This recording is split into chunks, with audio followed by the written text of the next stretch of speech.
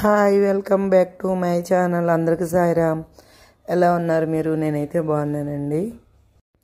గోంగూర పచ్చడి చేయడం చూపిస్తున్నాను చూడండి. ఫస్ట్ అయితే తాలింపు వేయాలి. ఎండుమిరపకాయలు, జీలకర్ర, వెల్లుల్లిపాయలు,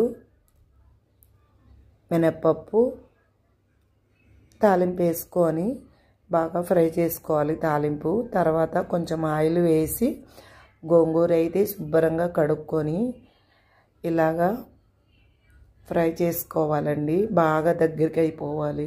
మూత పెట్టేసేయాలి, తొందరగా దగ్గరికి అయిపోతుంది. ఇలా అయిన తర్వాత తీసుకొని ఒక గిన్నెలో పెట్టుకోవాలి. అది చల్లారాలి.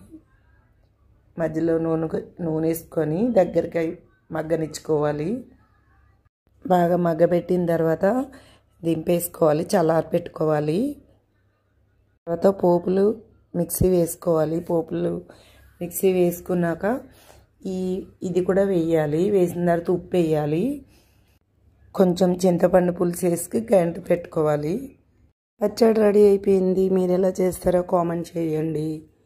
గుమ్మగుమ్మలాడే గోంగూర పచ్చడి రెడీ. తినడానికి మేము రెడీ. మీకు కావాలా?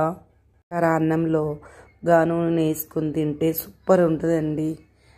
నా ఛానల్ నచ్చితే ఒక లైక్ ఇవ్వండి. నెక్స్ట్ వీడియోతో కలుద్దాం. కొత్త వాళ్ళు అయితే సబ్స్క్రైబ్ చేసుకోండి. Thank you so much friends. Bye bye.